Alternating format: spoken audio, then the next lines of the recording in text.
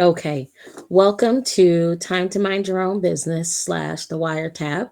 And I have my son with me. He's my firstborn, my first love, DJ Walker. He is going to do this parenting edition with me, and we're going to hop into the Q&A and answer some of the questions that some of you guys have previously submitted.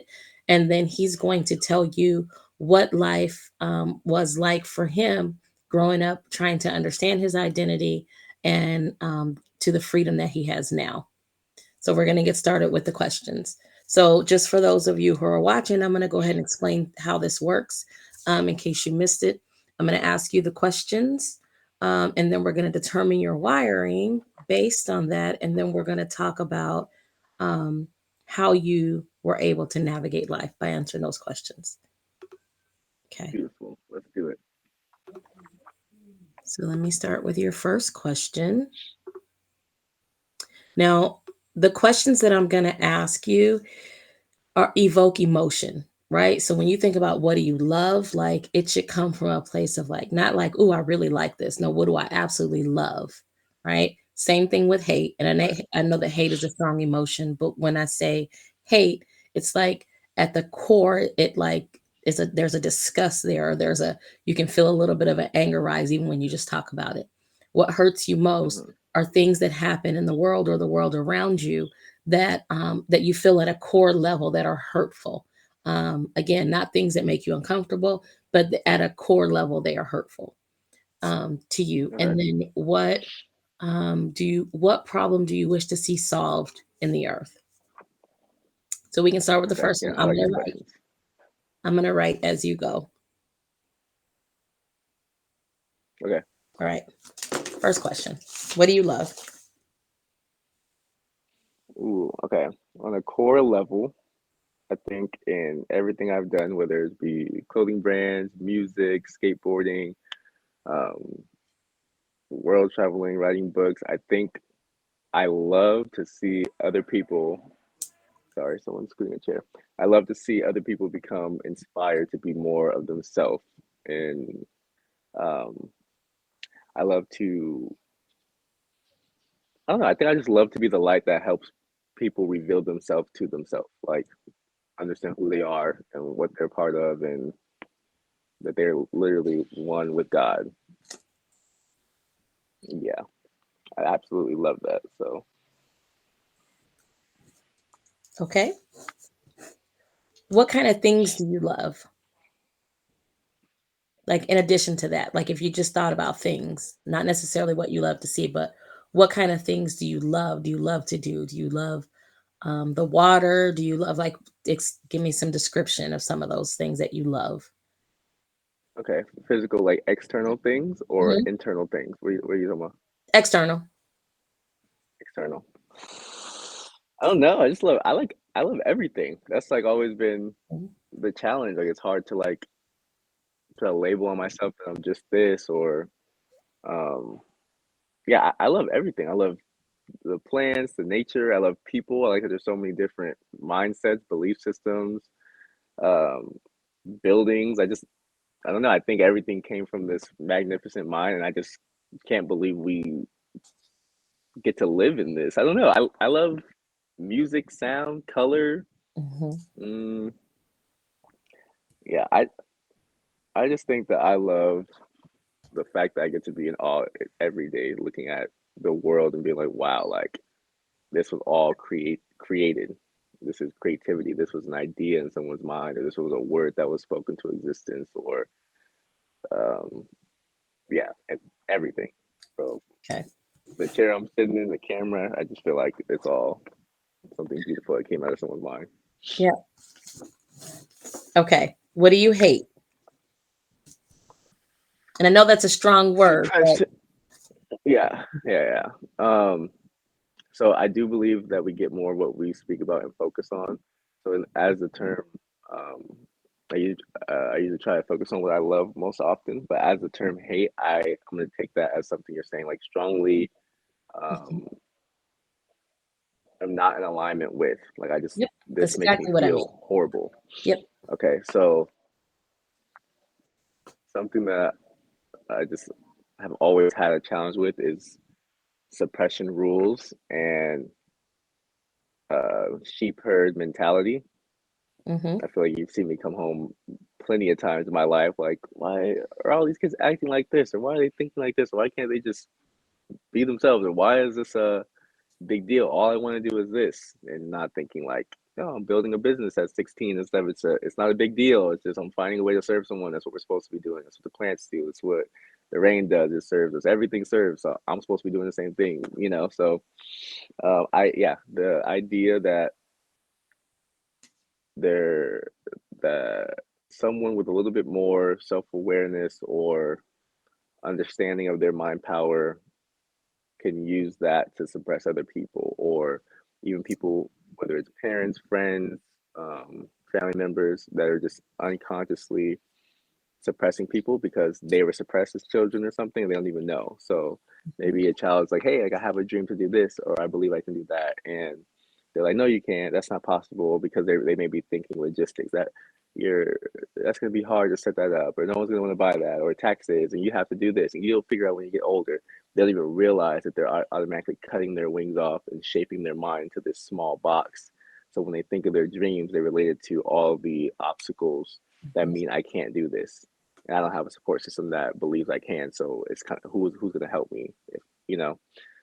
So I think suppression and limitation, because I really believe that we are infinite, limitless. You know, like, what is the difference between the person launching rockets going into space and the person who is sitting there thinking nothing good ever happens to me and nothing's possible? It's a belief system that's manifesting externally. So yeah, Perfect. belief What system about who they hurts? are. Say that last part again. A belief system about who they are.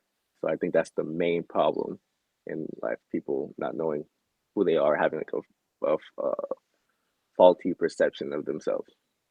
Okay. So, what hurts you most?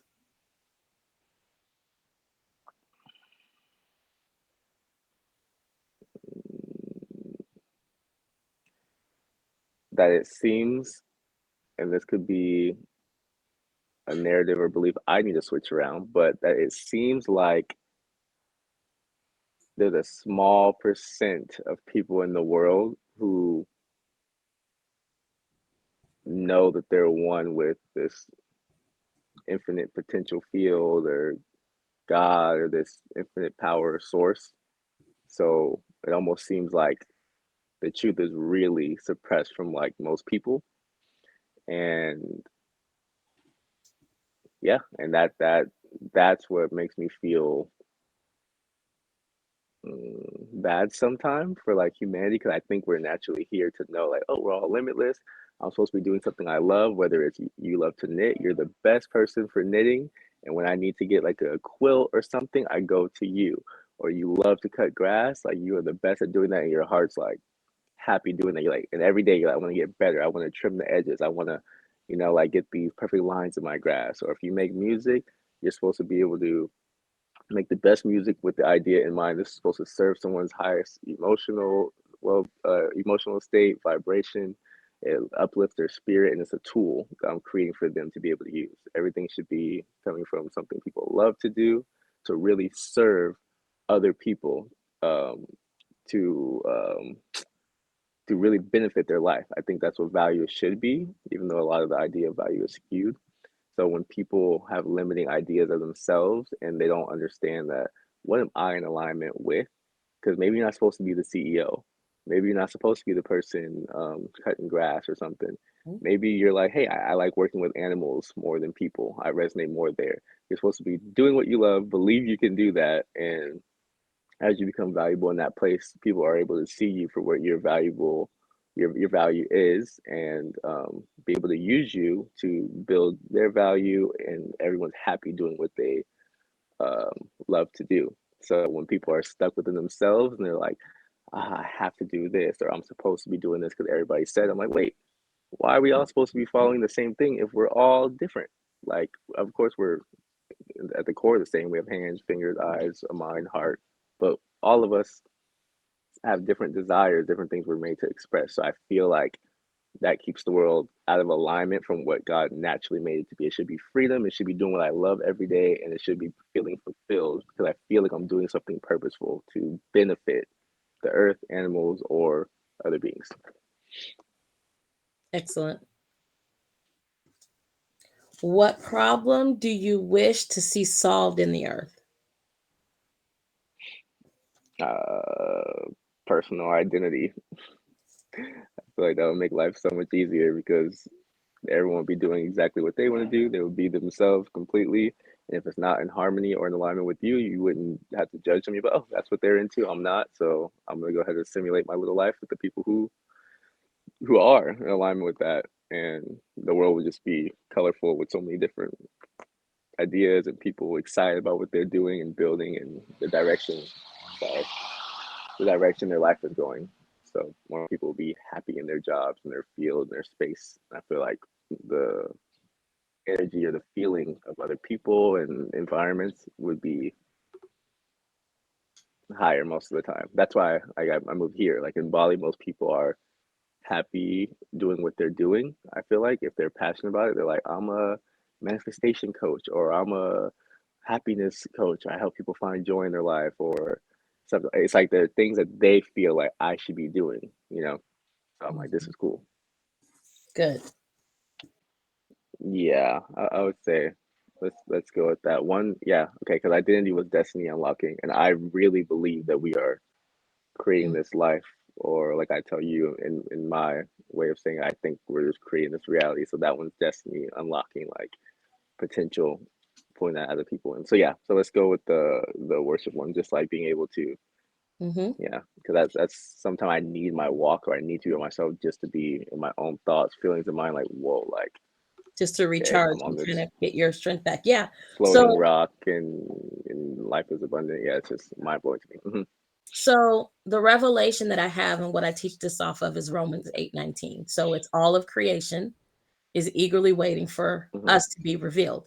The true nature of that God gave us in identity. These are broken down like it's all God's nature. So what people are calling gifts, right? People are like, "Oh, I'm gifted to do this." Really, it's your identity and your nature. So you are the gift, right? The Right, functionality of that gift is how you do it with your unique design. So now right. keeping that in mind, with the lens of how you see and how you move and how you navigate through that lens. That's how we see, it's how we hear, it's Hmm. how we function. It's literally in all of our thoughts. It's how we receive information, it's how we deliver information, which is how end up Like you're people. saying, it's the view. It's the lens. You're saying like that's the viewpoint you're gonna Yep. see the world through. Yeah, Uh-huh.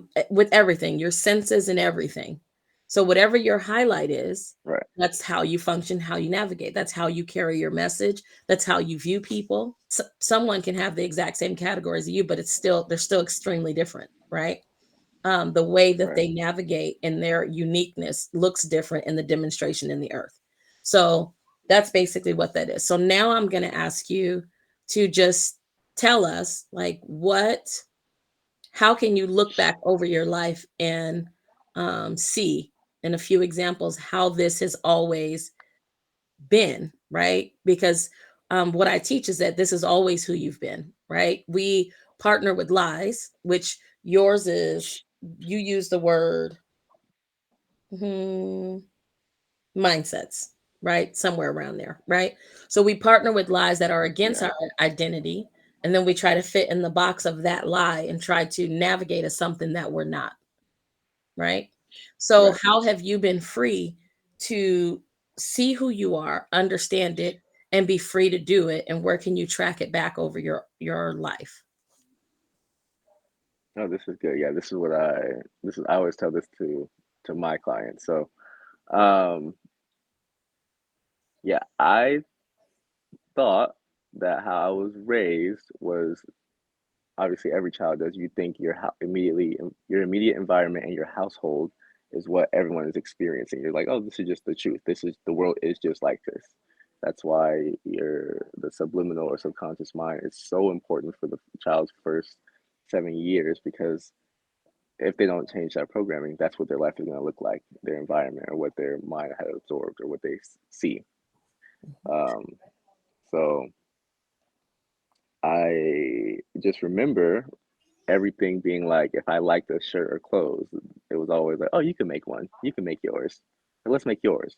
Like, oh, but look at theirs. It's so cool. Like, that's really cool. That's a blessing. That's awesome.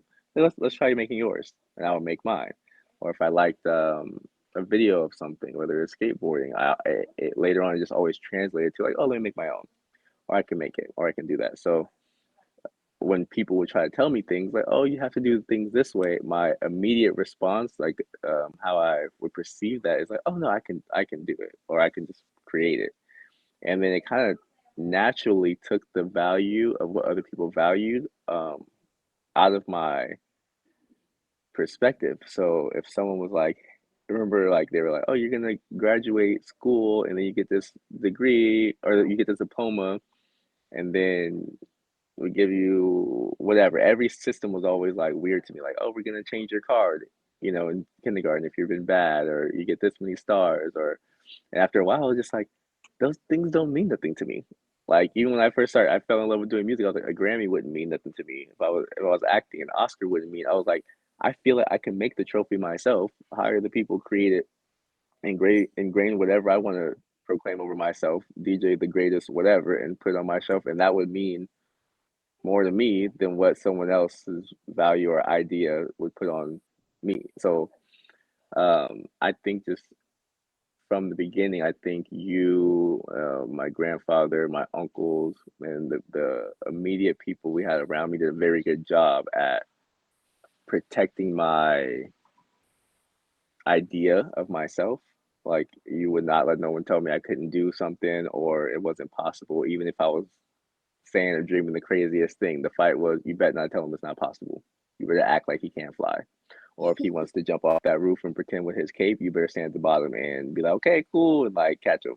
So I think that subliminally programmed me to, I believe we can do anything, even when we're having like financial troubles and stuff, and we would like find desks and stuff to sell at the swap meet, by the recycling and stuff, and we would like, you would take them and paint them. Your narrative was always really good on around me, so it was very much so like, look, like we can take this and make an art day out of it, and then we'll stuff it in our little bucket car and drive to the swap meet and sell it. And then I'm seeing that thinking like, oh, it's so cool. So when I go back to school and the kids like, oh, what'd you do this weekend? They're like, oh, my family did this. We went here, we did this. Um, Me and my single mom, I'm thinking we had the best weekend ever. I'm like, yeah, we took this and created this out of it. We went to the swap meet and then we sold it to people, and they pretty much liked our art because, I'm like, I'm happy because I'm thinking we're creating something, not knowing what you may be going through, or okay, we got to get creative. So, and even stuff like that drew out uh, really pulled out the creativity in me and my perspective of situation. So I feel like there's no situation I can be in that I can't craft my way out of or perceive as like, oh, this must be um, a, an or challenge that God is putting me through to strengthen me, because later I might need this skill that this might bring out of me. So what's the challenge? Am I in another country right now? Do I not speak the language? How do I communicate with these people? Because maybe later on I can take these skills and communicate with large audiences that don't even speak my language, but I can communicate with them emotionally. Or I've learned that maybe it's not about how many words I say, but if I can communicate effectively with less words. A lot of people need less words. So yeah, I think the perception you guys allowed me to live in of myself, which was always, you can do anything, you can create this, or that's fun, or go try it. Or if you want to go to college, that's fine. But if you don't, that's also fine. But you need to have a plan on how you're going to serve the world. So I viewed the word world through creativity, service, expressing myself, and in my mind, I figured everything else does that. So that makes sense. Nature service with um, fruit, vegetables, things that vitalize our energy, our mindset. It rains so we can be rehydrated. Um, all these different things. Even every person has something of value to offer, and usually they're different skills that I don't have. Like there's people who are very analytically minded. I am not. I am more of like, I have the idea. I can give you the role to create, and if you're super, you like all the small details, that's beautiful. Your mind is like that. You're not made to see as simply in big picture as I am, so and that's a beautiful thing. So I'm like, okay, there's all these different mindsets. So I think I just grew into allowing, like, I think you said the worshiper in me to really just appreciate how everything is, Mhm. even in its most chaotic state. I'm like, when there's something really bad, there's something really good. And like, if I could train myself to look for that, I can see the world as creative tools I can use to build whatever I want out of it. I can take a pandemic and make a world traveling experience out of it. Um, I could take a negative person and be like, what can I learn from it? Or what do they complain about a lot? Because if there's a lot of people who think like you're complaining, what problem can I solve within your life that you would buy from me? Or I can see it and like take it and turn it into something positive. But that's because my belief in myself and who I think I am. Mhm. I believe that I am one with God. So the power and gifting God has, whatever anyone else believes, that's completely okay. I think that I'm co-creating. So I think that I think I'm married to creation. I couldn't stop if I wanted to. Mhm. So the words I say, the actions I make, who I surround myself with, the feelings I have in my heart, I believe they're drawing my life experiences and it's reflecting back to me my reality. And so I think to answer your question, you guys just did a very good job at keeping my internal narrative Mhm. very positive and letting me have the space to figure myself out without telling me who I was, what I have to do, what I have to be. I have a lot of friends who they can even be very rich, but they're like, my parents are so strict, they made me be this lawyer, and I hate myself. I Mhm. don't like to hear about these crimes. I don't feel like I'm made to do that. Or my parents told me there was good money in this, so I had to study this from early on, and now I have the white picket fence and I have the kid and I have this, but it's not with who I want to be with. Um, it's not with the belief system of myself. I'm not doing nothing I love. I'm not around the environments. I'm not doing what I want in the world, so I'm not happy. Mhm. So I think you guys just really let me figure myself out. Whether I was skateboarding, whether I want to be an author now. I want to write books. I want to be a dancer now. I'm dancing. I got to see life from so many different perspectives, and the question was never, can I do that? Is that possible for me? It was like, do I want to put my efforts in that? Because I know I'm going to excel at it. So what do I really want to do? And so now I'm able to take my information from so many different fields, so many different failures, which I'm grateful. You guys will always tell me failures are good because some people are scared to fail, so they never try at anything that's themselves. They never try to go against the norm, and the norm's not always the best. But you guys made it to where it was cool for me to fail. Like if you're Mhm. failing, you're learning. If you're failing, you can pack that failure lesson, put it in your toolbox. Even though my failures, I would feel like, oh, I failed. People are laughing at me. Now that I'm 26, I have a lot of other friends that are or people I grew up in class with or different stuff. And I see them, and maybe there's some of the same people who laughed at my failures. They feel very stuck in their life because they're too scared to step out and try anything because they're scared to fail. Mhm. And I feel like, oh, like I don't mind if I move out the country and doesn't work out. Like all these things I get to tack on my mindset, my belief system, and my exposure to different cultures, I get to take along the way for me for the rest of my life. That's an self investment, and whatever I get into, I get to see Mhm. from such a broad perspective. And so yeah, so that's good to you guys. Made failure cool for me. I'm starting to realize that's a lot of people's big hang up. They're scared to Yes. fail or scared what other people are gonna think. Um, and am I still answering the same question? Like why, how you guys kept me free and knowing who I am? Oh You yes, can just I got it. My train of thought. I'm gonna finish up right here. Mhm.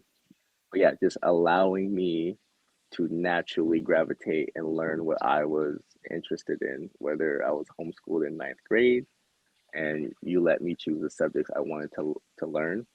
I feel like people kind of get out of school or whatever their story is, where they drop out and they stop learning.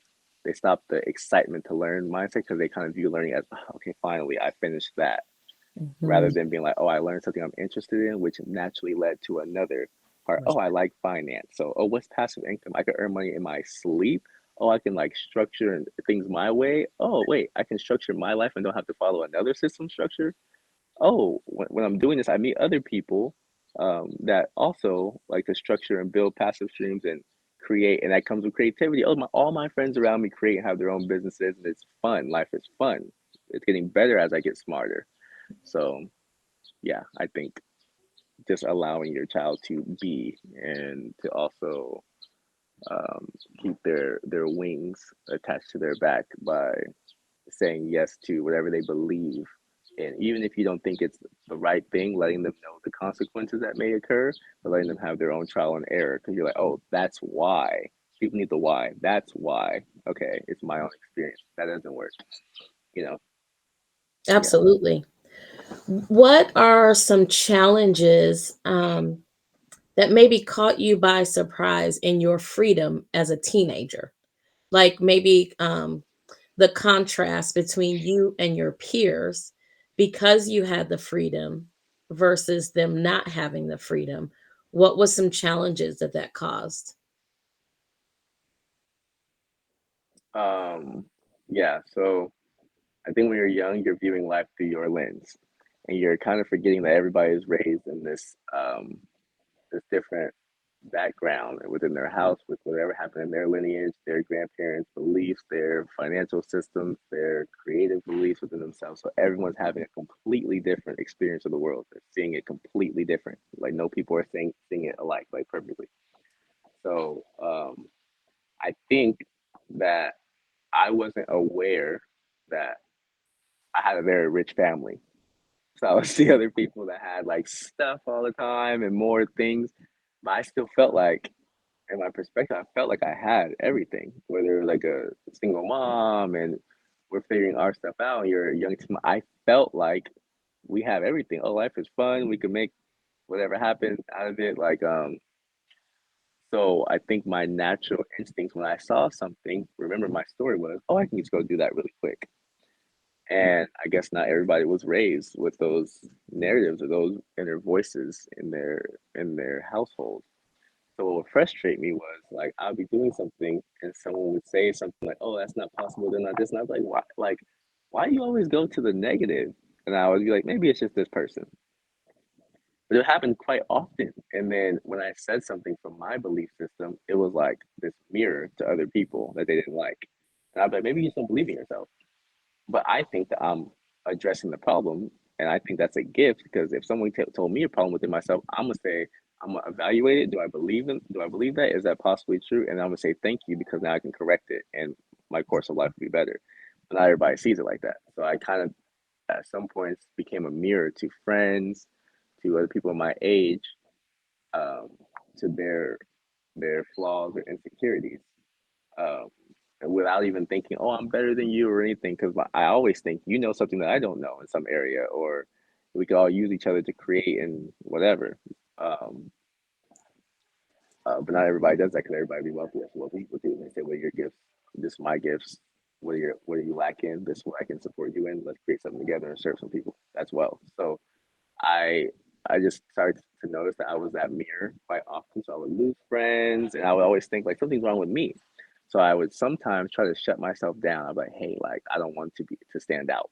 So I want to talk less when we're around people, or you know, or I would get in the habit of downplaying myself. A lot of my friends' parents would be like, "You should be around him more. Why aren't you like that? You should be trying to do something like that. Like, why don't you?" And they would kind of put it on the kids, which that doesn't feel very good for the kid. And the parents would be kind of oblivious or ignorant to the fact that your kid's a reflection of you and your belief system. So it's not the kid, it's you. Mhm. Um, so it's just like a whole emotional mess right there. And I would be able to see that at a young age. I'm like, why is she doing that? And it would make it weird. So now when we're going out hanging out, we're skating or something like that, in the back of their head, they're looking at me like my mom said I should be like you. Like why does your mom always tell you to be yourself and all this type of stuff? And that wouldn't feel good for me because I don't want to be in this awkward position as a young person or a 13-year-old or teenager, and my friends are in this mental space of comparing themselves to me. That's not fun, and it makes you feel like you're walking on eggshells because you're like, okay, like I understand you don't believe in yourself in this area, so I don't want to say nothing that startles or rattles your cage, or I don't want to get too excited about what I built this week because you Mm-hmm. might feel like, so for years I'll be like, oh, that's cool. And I found joy in uplifting other people. So when people say like, let's just say I'm in a group and someone comes up to me and they're like, my son bought your clothes from the store. You're only 16. I've always wanted my own business and I'm 40. I can't believe like you're going for this. Like, this is so cool. Hey, like I want to put some money in your pocket. Like, I went to the store and bought all your clothes for my kids and maybe you can hang out with my son and give me some extra money. And they would do this in front of all my friends. And that's not normal. You're like 16, 17, and people are doing that to you. And all my friends, that puts like this, like, these friends that their parents are telling them, like, you should be like this person. It puts this, like, this horrible feeling in my heart. And I would be like, oh, like, no, like, it's okay. Like, oh, thank you. I would try to, like, downplay as much as possible and then reflect, like, and throw it on someone else to highlight their good. I'll be like, yeah, that's cool. I was like, yeah, this person has an idea to do this. I think they're gonna build this and try to get them to talk about it so they have the spotlight or they have the they get to have some of that too. And I'm not Definitely. the it's not unbalanced. Yeah. But it would happen a lot throughout my life. And you remember I would like cry to you sometime, but I'm not trying to do nothing wrong. I think I'm just doing something that's natural, and I'm just trying to like create cool stuff out of my life, but I didn't realize that not everybody was gifted the belief system or freedom to do that. And Mhm. this hasn't gone away. So it got to a point, I think there was even a point in my life, I think in my later teen years, I was like, ooh, I'm cool, like, I'm fly, like, or all the girls like me, or this is cool. And I thought that was cool, um, even for like I like the external validation and stuff, but like as I grew up and realized like, hey, most people don't feel like they're beautiful, or they don't feel like they don't wake up feeling like let's see what good happens to me today. Mhm. So those type of things made me feel like I don't know. Okay, like I feel like I experience that so often. I want other people to experience that.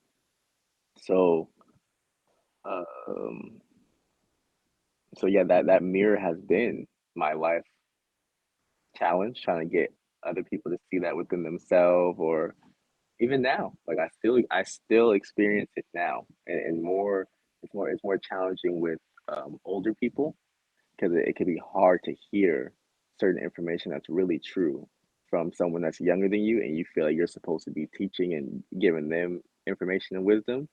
So if it's someone older and you see them struggling and you see them like, and you see a lot of answers, and it's like, hey, like you're getting up there in age, you're tired, you're whatever. We should why don't and you try to put out like a suggestion that you think is positive, like a solution, like, hey, why don't we?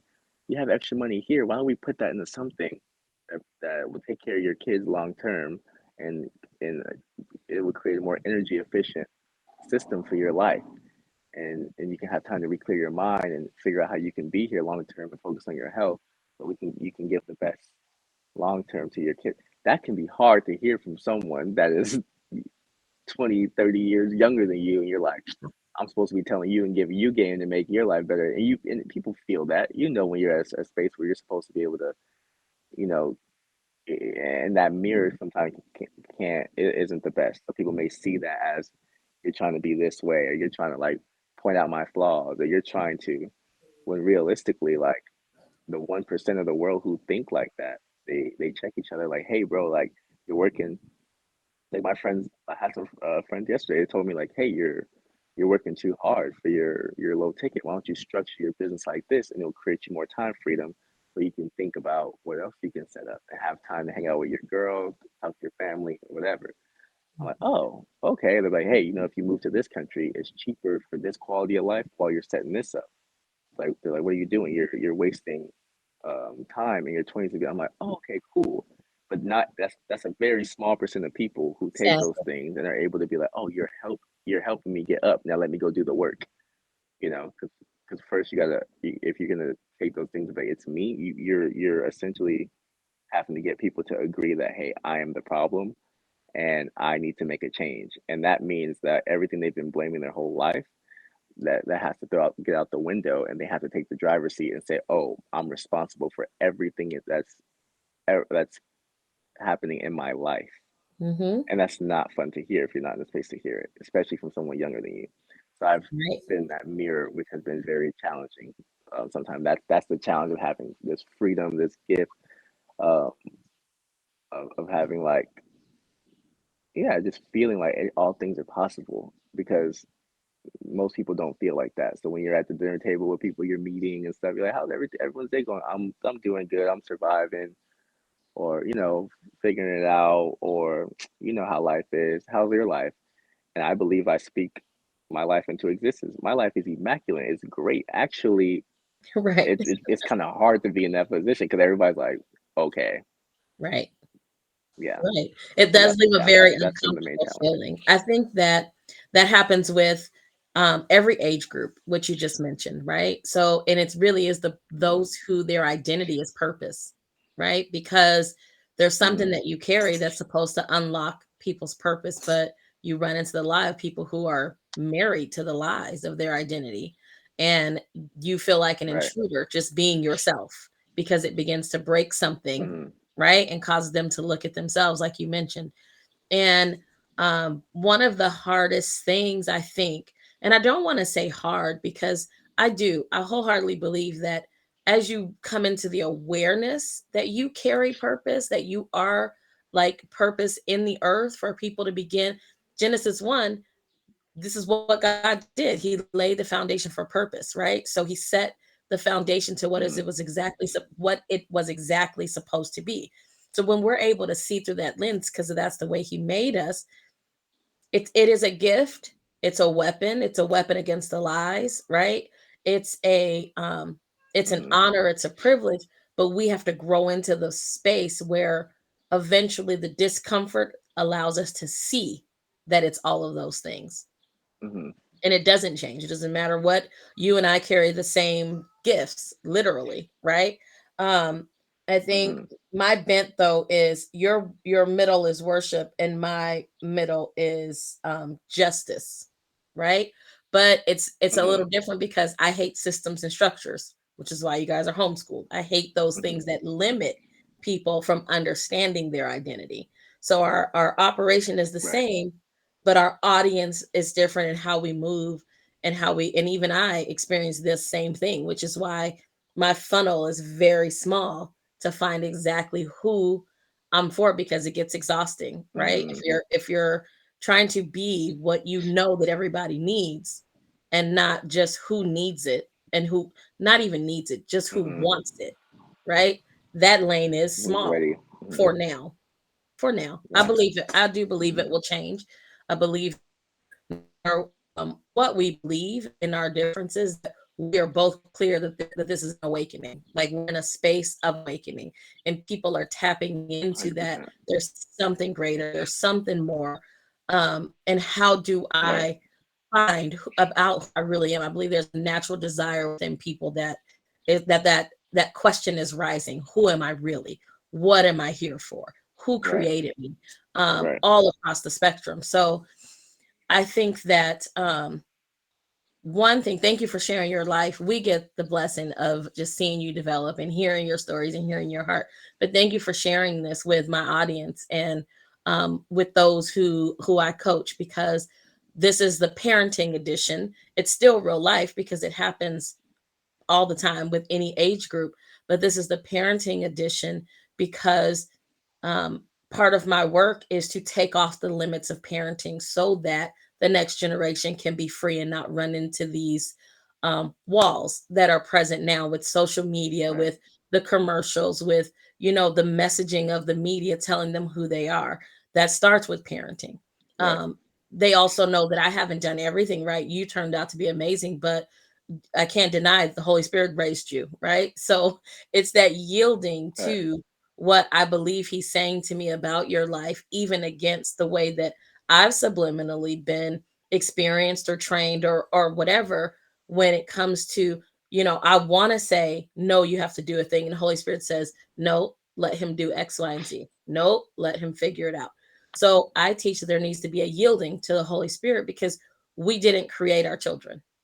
It does, we were a portal for them to get here, to be who they're designed to be. Right. So we have to humble ourselves in the yielding process of who did create them, right? If you didn't create them, Right. how can you navigate their life? You can't, because only we're created beings, right? So we don't have a purpose. You give a Hmm. purpose to what you created, right? So if God created us, Hmm. only he would know that unique design that he put in there, and what it's going to reach and what it's going to touch in the earth.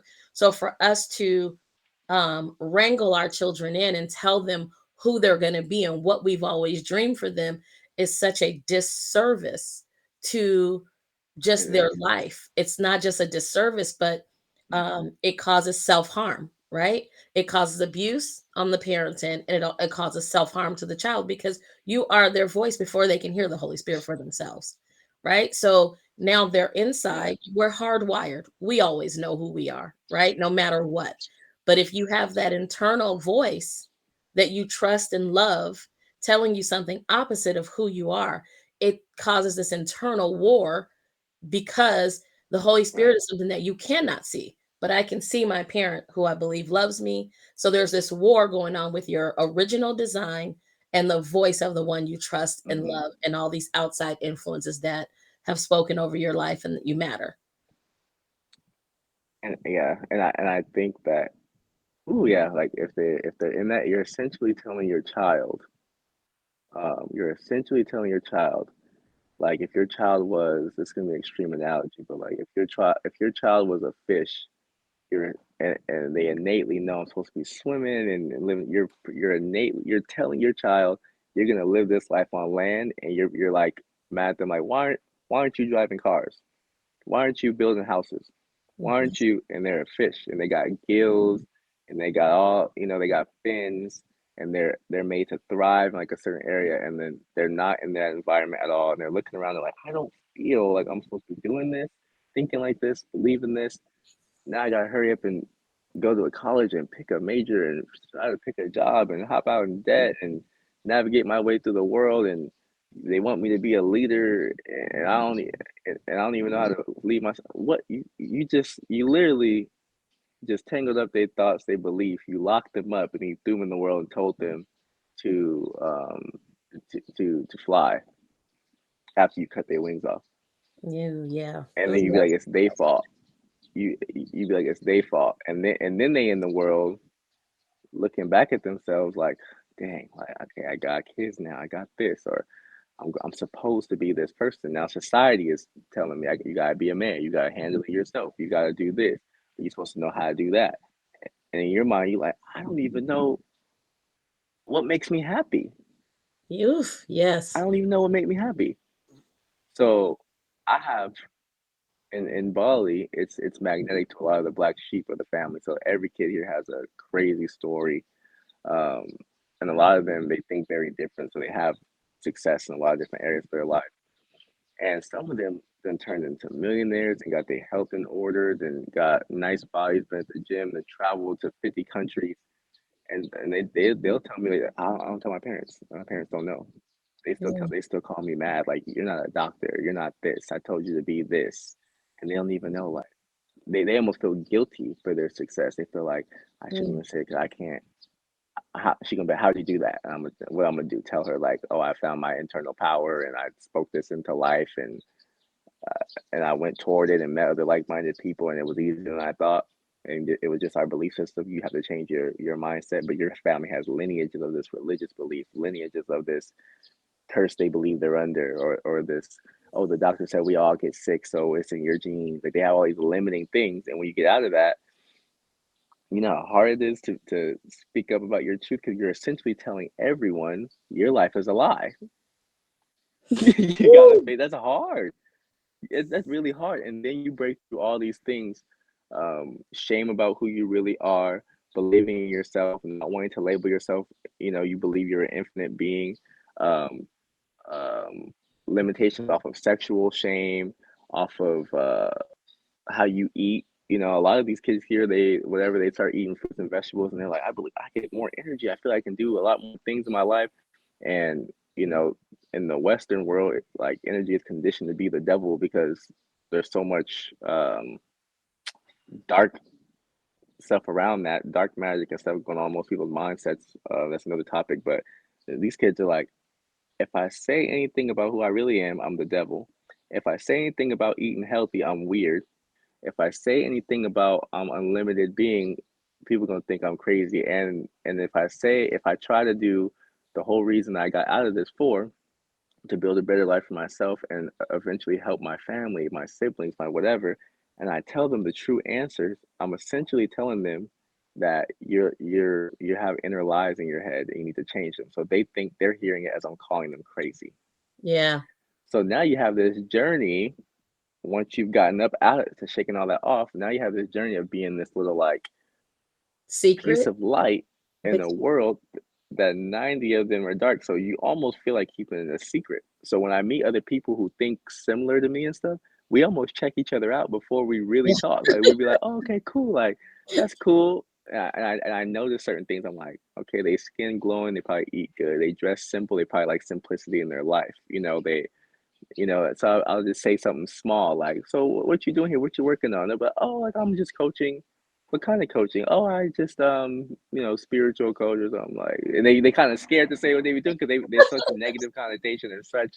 All of a sudden, we're like, I'll say something that they relate to. But oh my god, like me too or something. And then their stories are all cool and stuff. They're like, "Yeah, I'm traveling here. I met people here and over in this country. I built." They have these crazy secret lives because they're like, I just don't talk to most people. A lot of them don't have many friends neither. Right. So I'm like, oh, okay. So I see a pattern here. So yeah. So imagine getting up out of that and like, and it's just like, the only thing you can do is accept like, hey, people are where they're at, and I have to figure out now. A lot of their things I have to figure out a way to love my family that Yeah. conditioned me the best way they knew they could from where they were at, but love them without saying anything that's too true around them because that can like cause me my relationship with my family that I value, or that can make me seem like I'm crazy to them because I woke up out of the lies. So what does That's that tell you gotta be about most of a the hard world where they're reality. living in? It's interesting. So I think that's why a lot of them live these extremely purposeful life because they feel like, dang, it's either be stuck inside me or teach some people to lift their awareness and their consciousness up about themselves. So one, so I can have friends. Two, because I'm like, dang, like what am I here for? I'm just going, like they feel like, well, let me just at least take a few with me that are in a space where they're open to and looking for it. So I want to pin something right there and just speak to the parents. And I want to summarize what you said. Correct me if I'm off anywhere. It's so important to give your children the space to be. That was one. That was one. I want to put a pin in that. Even if you don't agree with it, right? They get to journey through this life to figure out who they are. Two, second pin, it's so vital and important that your voice is not louder than the Holy Spirit in their life. It cannot be. They have to be able to hear the Holy Spirit on the inside of them, and they have to be able to hear themselves what they desire. And they have to test it out. They have to begin to navigate this life to see what is it, because I'm a firm believer that your wiring will lead you to those desires. You will find the lies, you will kick off what doesn't serve you well, and you will go deeper into your design and your impact in the earth, right? So we have to stop trying to protect them, um, with the understanding. Let me take that back. You can always protect your children. However, understand that your way may not be the way that they need protecting. So there needs to be some understanding of who they are with their voice. You're able to hear and receive their voice, but there also needs to be a backing up of your mindset to check yourself within. Ask the Holy Spirit, like, Mhm. who is this person? Who did you design them to be? What role do I play? And that changes every few years, if not every year, because they are coming into the reality of who they are. So if you're still treating them the same way you did when they were 5, as if they're 7, when they turn 7, there's still something off. People learn a lot in 2 years, just 2 years. So the other thing is that I wanted to highlight that you said that's super, super important, is that these kids are becoming with or without us. They are, I don't really believe in the word becoming, but you guys get what I'm saying. We are being revealed. Who God created us to be, or we're being revealed every step of the way. But they are coming to that with or without you. And they're having to choose identity, true identity, over um, being accepted. And no one should be asked Mm, to do that. That is a, like, these kids are hundreds of miles away from family, even if they were up the street. And I say kids, but not in any respect. These are grown ups, but they're still our kids, yeah. right? You don't want them to drift. You want to that parenting role to change, where it becomes a friendship versus I'm dominating you. I'm telling you what to do. I'm telling you how to be, Right. because we don't know. And that takes some humbling. That takes some humbling to get to the space to identify that we still are trying to figure out who we are. Who are we to tell them who they are? And that has to take some shifting of you to realize, just because you've made some mistakes, it doesn't make you a bad person. It means that you've been trying to figure it out. But don't take those mistakes that you've made and stamp pride in it, and then try to force that on the people just because you gave them life Mm-hmm. as a portal into the earth. They have their own destiny, they have their own way that they're going to do it. And they belong to God before they belong to you, right? God doesn't have grandchildren. I don't know who I heard say that, but it was so profound. We treat our children like they're ours, and they're second, they're God's. No, we're all his children, all of us, which means that we all have to remain in a learning posture and an understanding that this generation is very different from ours. This generation actually picked up the baton where we dropped it, where our we come from 2 years, two generations of slavery ago, right? um it wasn't that long ago, but there was such a major turn with what they had to work with, and how they were creative, and how they began to pave a way in the earth for us to do things. And it was about a generation ago where we forgot to be, and we started thinking that we were going to do something else. We began to believe lies. So it went from the slavery of of nations, to the slavery of the mind, to the slavery of drugs and alcohol, Mm-hmm. sex, rock and roll, and all of these things. And we have had children, right, a generation or two out of that. And then we come out of that, and the fear, right? We didn't take away what we learned, how God kept us, how he developed us, how he saved us. We took the fear away from that, and we're saying, we know what it's like. So you guys can never. Don't do this. Don't do that, right? They are not our generation. The things and the mindsets and the atmosphere that we from 2 generations ago navigated through, this is not theirs. We are literally passing a baton, whether you mean to or not. And you have to make sure that you're passing the baton in their lane, not yours. Not the race that you wanted to run, not where you finished off, you expect them to pick up, not the dreams that you had, you expect them to now carry because you didn't fulfill them, right? They have their own lane, they have their own race to run. They have, this world is, they are going back and taking us back to God's original intent and design, right? And that means even if they are cutting off family, don't be at a place where your children have to cut you off. And hear what I'm saying, and don't hear what I'm not saying. I'm not saying if your children are toxic and dangerous. I'm not saying that. And vice versa, because there are parents that are toxic and dangerous. So I'm not saying that. Sometimes when you're creating boundaries, it does have to be a cutoff line. But I'm saying if your children are just trying to navigate this world, whether it's I don't want to go to college, whether it's I'm deciding to go overseas, whether it's, don't get in the way. Don't get in the way, because they know and they can feel what God dreamed over them when he was designing them. And I want to make sure that I stopped to really hone in on that, because it's really a fine line in this day and time. These children can feel, these young adults, sorry, I want to be respectful to your guys' growing process and age. These young adults and youth are feeling exactly the shift in the earth, and they are different for a reason. They are not tolerating the systems, they are not tolerating the rules and regulations, they are not tolerating it, because they are here for such a time as this, and it's going to look very different for their generation. So instead of holding tight in such a stubborn way to your ideas and boxes of who they were supposed to be, step back and ask God who they are. And if you aren't there where you feel like you can hear God, He does speak to everyone. If you don't feel like you, ask your kids. They know. Just ask them. Um, I wanted I wanted to touch base, and then we'll go for about another 15 minutes. We're at 104. So I wanted to touch base and just ask you. Um, well, I wanted to share a story about who you've always been, and just help people draw a clearer picture of how this is has went all the way back to as early as I can possibly remember. um when I tell you that your kids know, believe me, right? And if you don't believe me, just ask other children who are on the other side. Did you always know? When was this evident in your life?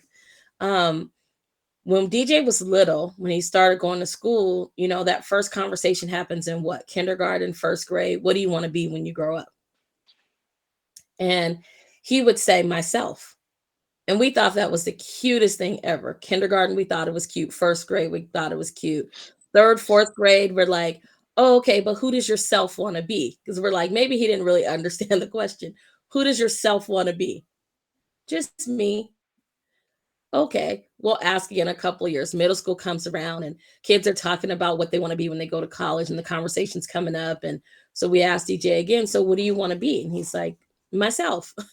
Nothing ever changed about the answer, right? So I'm telling you this story to tie in wiretapping, so that you understand that it's innate. You can't turn it on or turn it off. It is authentic. No matter what lie you believe, no matter what you are trying to come up under or hide yourself, your wiring is, you are hardwired to God and His design. So whether you have knowledge or don't, whether you're ignorant or whether you're not, your wiring does not change. And this is evidence of that. His answer never changed, not even a little bit. Even to, I think, when did you get your tattoo? 16? Like 17.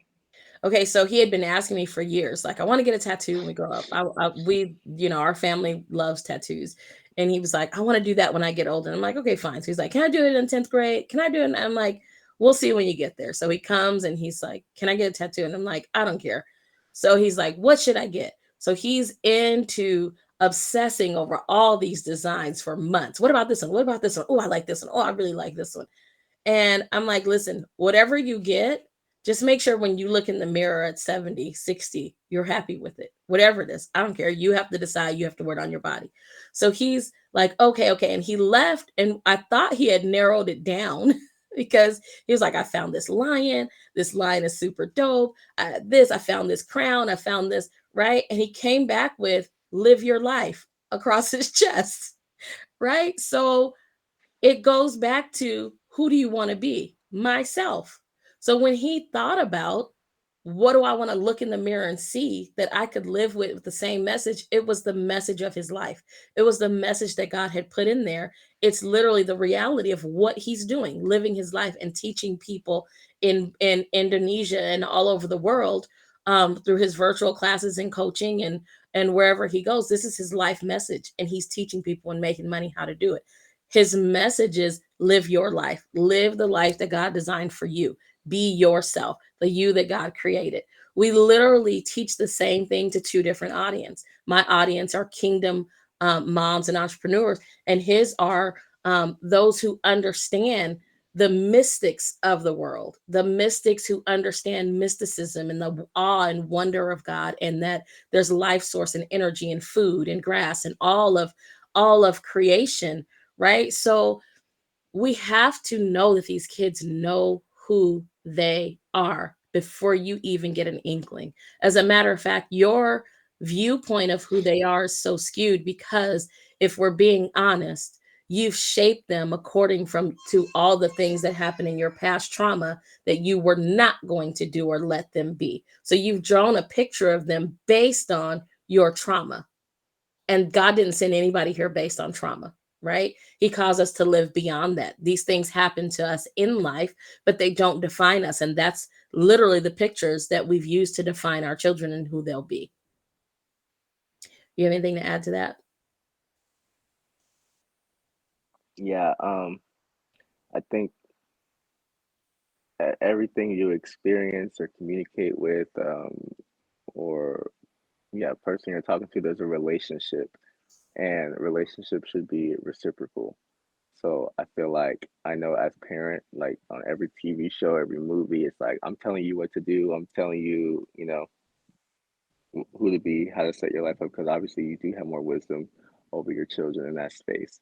But I feel like one thing I think about for my future kids, like I'm like, okay, I need to make sure I'm able to teach and guide while still being able to understand that every relationship has a reciprocal lesson to learn, and also that I can teach, so I can learn and teach from this person as well as they can experience the same. So I think your children are gifts to you to show you things and remind you of certain simplistic messages, like whether they're happy, joyful, or free. I feel like children bring that energy to remind you, like, hey, I used to feel like this. Or I need to it remind you I'm supposed to feel like this. They feel, when they're running around, they feel like everything's possible, or their imagination is big, or So I think you're supposed to be learning from the children, and they're supposed to be sent as a constant reminder of who you naturally are. And as you grow, they're supposed to learn things. And I think they should be smarter than you, because as you pass down your wisdom, they learn from you, they learn from life, and the next generation of things and technology is upgraded or whatever it is, they share back with you. And as the parent, you should, have experienced enough of your life to be okay, here are the few things that are valuable for eternity. It's your health, who you're surrounding yourself with, and what your mission or purpose is, and making sure you're on the right track, which means what aligns in your heart. And um, you set the ground rules for them, and then let them go play in the playground, and where they get burned or where they lose or where they whatever, they'll originally go back to, what did my mom say about my environment serving me the most? Okay, maybe this was the wrong crowd for a minute. Okay, had me messed up, and they'll learn from that lesson of cleaning up their life in that area that may take them a year, or dang, I gotta fix this now. You gonna learn now when the next people come around you. But I don't want you in my life. It was a lesson. I had to clean that up. I already know. Like, and they'll tell you who they are naturally. And as far as like, I hear people all the time talk about, oh, the Holy Spirit will talk to you and the kids, and I think life, source, God, it will all communicate to everyone differently. But one way that I feel like we all, a tool that we have to navigate our communication with this is our feelings and our intuition. And you can tell, everyone can tell and feel, and most people like envy it, and they're like, I want that for myself. When someone's so passionate about what they're talking about, you can tell they're so happy, or they really believe in what they're saying, and they light up. You can tell by how they feel. They're literally electric. They're like magnetic. You know, they're they're like the best salespeople, just because they're not even trying to sell you. They're just so happy about this information they come across, so they believe in it, and they'll try to teach you in a sales class. You have to have this charisma. They'll try to teach it and create it, but Can't it's teach. not. It's natural if you love what you really are talking about. And your kids, you'll be able to tell. Like, you'll be able to look at them and be like, okay, when they touch that piano, they light up, and they don't shut up about this piano. So maybe looking a little bit past, like, it's loud, shut up. I'm on my call, and be like, okay, wait, you can't leave this piano alone, and it's been a year. You keep talking about the piano, or you only want to watch cartoons with the piano. What about that piano? Is it, do you like how the buttons work? Are you singing along? Do you like making the song? They making up little songs. Okay, maybe you love that. Or when you're doing it, okay, let's take a class. Let's learn lessons based on that. Let's talk about the piano and how we can use life lessons and teach them through the piano, using it Mhm. to a language you're speaking. Um, or just anything like that. Even if it's like they playing video games and stuff, and it's just like, okay, cool. Like maybe some of these shooting games y'all shouldn't be putting all up in your mind and stuff. But what has you on here so tough? Like, what is this? Why do you love it so much? Or do you love technology? Can we make how if you made your own game, how would it be? That's a conversation that would light them up. Like, oh, I would put this or whatever it is in this time. This Fortnite, I don't like how the loading screen like takes forever, and I will recreate it like this. Do you love games? Do you love making games? Like it seems like you love creating another world. You know, why? Is it for escapism? Is it inspiring? Is it taking you out of a serious world? Like what why? Now you're having conversation, your Yes. kids feel like, oh, I can talk with my family about things and I'm not just you know. So even if they're doing something wrong or doing something off, try to figure out like, okay, why is that? Or I used to hear you lighten up about this. You know, Yes. what lights you up about this? Then you're just opening up, you know, now you're hearing where their natural gifts are. And if you do nourish it, long term, the compound interest of that will probably help you even more because they may see a certain thing that you don't even know you might have a coaching business or something like that and as you grow up uh you know maybe this son also likes to do stuff in your field as well and Julian might be creating the new tech that all the kids are following but he has this gift and understanding purpose and stuff too where the technology is not using the kids but he found a way to make have them use it to better their life and it might go within your messaging and this all these gifts are in your family helping the world whatever rather than like nope you got to be doing like this or I went and was a doctor and I made the money and I'm like this you need to follow in that footstep you know and it's just like well dang like what y'all gonna talk the same eat the same speak the same have the same conversation every day like no one's supposed to have a different perspective of something like y'all just want a bland world like we all do this. This is our schedule. This is I'm supposed to do this. So Right. you know what I'm saying? Like so I just feel like if people I think that goes back to the perspective of everything in life is teaching me something. I don't think Hmm. everybody has that perspective. Um, so if you do have that, you look at your kids, you look at everything. Like I think everything is teaching me something like the girlfriend I have, my environment, everything, I think is a reflection of me. So when something's out of harmony there, I'm like, what is in my heart or in alignment with this that this scenario keeps popping up in my life? What am I supposed to learn from here? Because I need to change something within me to get the results that I want because it's me. I don't care if someone's causing me the biggest problem or I keep having friends that are doing me like this or something. I might be like, okay, it's either there's a mirror. Okay, even if that mirror is popping up and they're treating me like this, what about me is telling my unconsciously is having me believe that I deserve to keep explaining myself to these people. I have to. Why don't I just turn and be like, where are the people that are in harmony with me? Are they in another country? I need to go over there. So it's Yes. me. You said something that I wanted to highlight. And two things actually. You say your children are also teachers, that relationships are reciprocal and you do carry wisdom, but your child also carries wisdom. Your child is also a gift to you. So I want to put a pin in that, make sure we highlight that. And then your children teaching you. No, there was three things. Your children teaching you by what they're interested in, right? Teaching you how to tap into who they are by what they're interested in. And then you mentioned your hmm,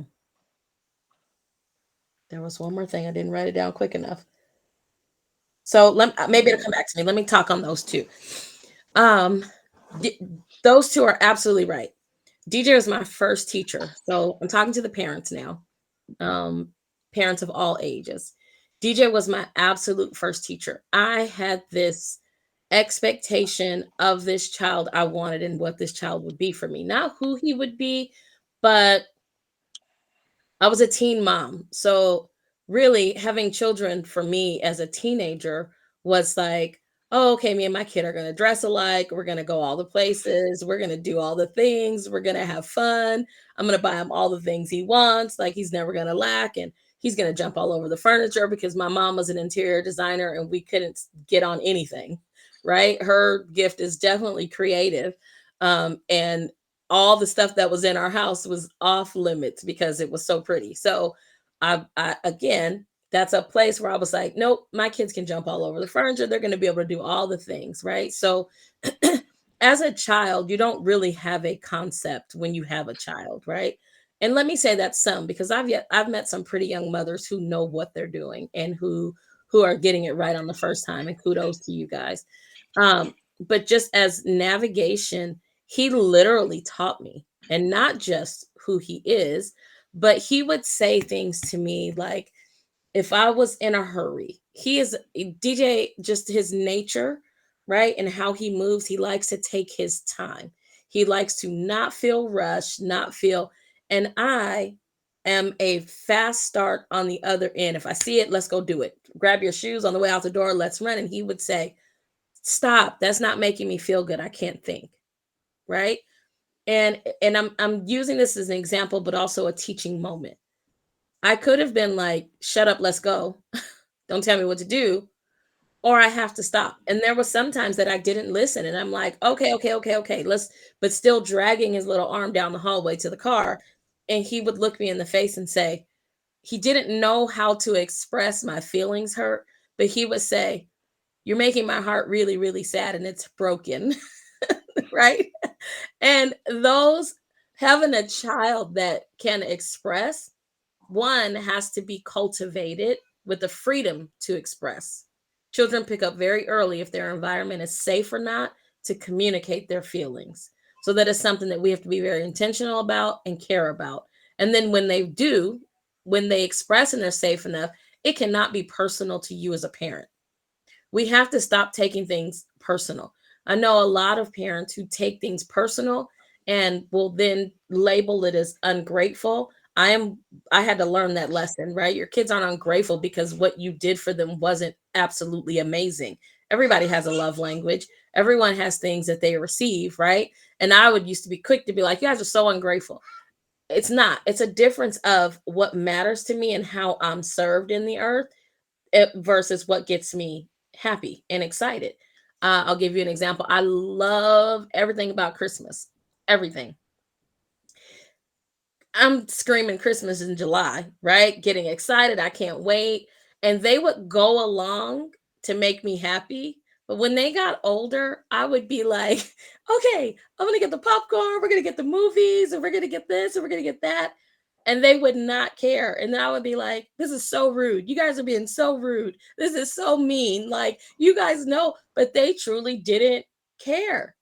And I would take it personal and I would be mad. Forget it. We don't have to have a tree then. Fine. Nobody cares. I'm the only one that cares, right? It's not personal. None of it's personal. Just because you go out of the way to make life amazing in the way that you think you are making life amazing, that may mean absolutely nothing to your child.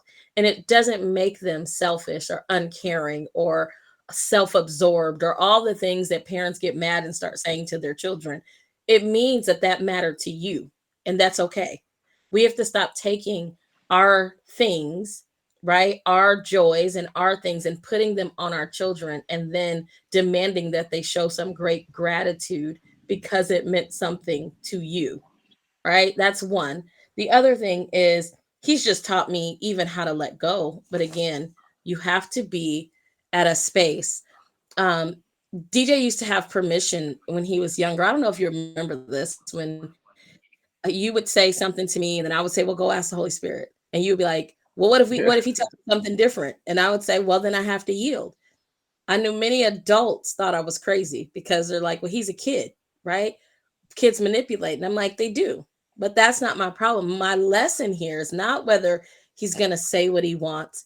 And DJ was a very honest kid. DJ, I mean, if he got away with something, he couldn't hold it within his own conscience. Yeah. So I didn't really have to worry about that. But for me, my biggest lesson for him at 5, 6, 7, 8, 9, 10 was not ego and right or wrong, was teaching him how to listen internally for himself and speak up in that way as well. And as parents, we have to begin, we tell our children, don't be followers, don't be followers, but then we demand that they follow our every move. It's an oxymoron, it's contradictory, right? Then we tell them be a leader, but when they start to think for themselves, we say don't do that. That's wrong. So we have to be very careful of the lessons that they are teaching us and yield to them because they're learning. You're not just their parents, like he said, you're their guardrails, right? You're definitely their guardrails because learning how to drive a car, you may step on the gas too fast or you may slam on the brakes when there are cars that are close upon you. So you do need that coach, but you shouldn't be telling them every direction to go. And he taught me that with several lessons actually that all like preceded his growth, where it was time to shift and I was still like, no, this is my baby. He's never going to ride a bus. He'd come back and say, Mom, I'm going to ride the bus. And I'd say, no, no, no, no, no, I'll take you. No, Mom, my friends are good. Then I'd be like, okay, call me at every stop. Do you remember that? Call me Yes. every time the bus stops. And then he'd comply. And then the second time he'd go, Mom, I'm not going to call you at every stop. I'll call you every third stop. And then after a while, he's like, Mom, I've been doing this and it's ridiculous. It's pretty embarrassing. Can I just call you when I get to the park? Okay. My point is, our I raising was taking pictures of the bus license plate and texting it to her every bus I got on. Holding the bus up. Hold on, sorry, I gotta take a picture of the license plate for my mom. so I was a bit ridiculous. However, everywhere that his voice said, Mom, I'm not doing this anymore, I yielded. And as parents, we have to give them that space, not now dominate with, you better do what I said because I said it, because they know, even if your child isn't the most honest, there's a reason why they aren't honest. They're not just liars. Somewhere their voice hasn't been respected, honored, valued. Somewhere the behavior is still stemming from an environment that says I haven't been safe to be authentic. Even if you're an amazing parent, right? You may be amazing in your mind, right? The things that you think you're doing that are so amazing may not be what your child needs for their wiring. So it's amazing to you because it's how you're wired. But if you don't tap into how they're wired and use that relationship for you to learn from them, and like he said, your children are a gift to you. DJ's taught our whole family many things. He's the first child to ever live out of the country in our family, as far as we know, in our immediate family, right? He's never Shout out Trayvon. He traveled out of the Trayvon country has first. traveled the country for work. So Trayvon's Yeah. my little brother, his uncle. So we have, had family member travel, but for someone in our family to say, I'm gonna get up and live somewhere else in a whole different land, and I know nothing. I don't know the language, I don't know anything, right? That's new for Mm-hmm. our family, right? And Mm-hmm. no one stopped him. My mom cried quite a bit. but but everyone's like, go, get out of here, right? And I'm not saying, please don't hear what I'm not saying. Hear everything that I am saying and what I'm intending to say. I'm not saying I did everything perfect as a parent. I'm not saying that. I'm not claiming that. But I'm saying take the things that I've learned and done right and see where you can apply them to your life. Take the perspective of a young man, an adult who was once a child living in this structure of life and way of thinking, and see where you can use that as a mirror in your life and see if there's anything that you should change or consider adding to how you're parenting, right? Our children are our greatest teachers. um, and that's scripture, right? He tells us we must be like children. That's scripture. That's intentional by God, right? Because they're not jaded. They don't have all this trauma that we've experienced. They're fresh. They have a fresh set of eyes, and they only begin to wear a lens that we give them, right? Everything else is natural and innate. That freedom is natural and innate until you start putting fear on it, until you start putting all these other things on it. So they do offer us a space in this life to remember freedom, even if we didn't have it as children. Even if we didn't have it, we shouldn't be intimidated or think it's a behavioral issue because these children want to be free. The saddest thing for me, which again, this is my justice wiring, I hate to see kids put on medication because of behaviors. It bothers me. I know there's a bunch of scientific information that people can pull out, but if we got a hold of that at the root it wouldn't have developed to a need for anything, any type of suppression, right? Like these kids came to show something. They came to break out of structures. They came to tell you that your life is boring. They came to tell you that this is stupid. They came to tell you that this doesn't go well and this doesn't work for everyone. And you're trying to make me sit still and you're trying to make me do these things. And this is not life. I need to be outdoors. I need to be running and playing and tearing up some things because that is the nature of a child, right? So that is one of the things that hurts me deeply, to see children be so suppressed in their natural identity that we just want them to sit still and be quiet, even to the place of, you know, medicating them to just stupors, right? So um I think if we take a step back and ask God, what are you trying to be for me through this child right now? What are you trying to teach me through this child right now? My children are all very different, all very unconventional, all very norm is nowhere on the radar, right? They're all very unique and very different, and they teach me every single day. My children do not have a problem correcting me whatsoever. They do not have a problem saying, you owe me an apology. They do not have a problem saying, this hurt my feelings, or you were just wrong, or you could have done better. DJ doesn't have a problem telling me where I've messed up with him and how it affected his life and how to make sure I do differently in a different way for his siblings, right? Our language in our family is that you get a do-over, right? We learn these life lessons, we explain, but let me give you the feedback so you can do better next time. And that has to be a place of safety for our children. The world is going to come against them in ways that they don't even know until it happens. We can't come against them too. You have to be something stable as they explore their nature. Um, so I think those are the two things that I wanted to touch on. Oh, and watching your children teach you about through their interests was something that you said. Hmm. So a lot of children have interests, and the parents are saying that's stupid, or that's not going to make you any money, or that's not going to do this, or that's not going to do that, instead of figuring out how you can get in there with them and learn, or that's a waste of brain space, or you're spending too much time on that. There's always a way as a parent, if you allow yourself to be a free thinker, right? To get Hmm. in with them and to learn a life lesson and to even shift what is negative in their behavior by asking the right questions and helping them come to the conclusions, not telling them. But of course, if something's happening, then you put this disclaimer and you let them know the dangers, but not don't do it because I said, or don't do it because you know better. I'm a firm believer that nobody knows better until they know better. That doesn't even make sense. You can't know Right. something until you actually experience it and it begins to click in your brain. So when we think that people should come of age to the age of knowing better, that's really just ridiculous and lazy. It's just lazy. It's lazy That's parenting. true. So we have to figure out who they are. We have to ask the questions. Like we have to play the video games with them. You have to, but how do you know what they're being exposed to? How do you know what lights them up? Not no two children play video games the same. They may move mechanically, but their mind's not taking in the same thing. You can find out Hmm. so much about who your child is by what do you love about this.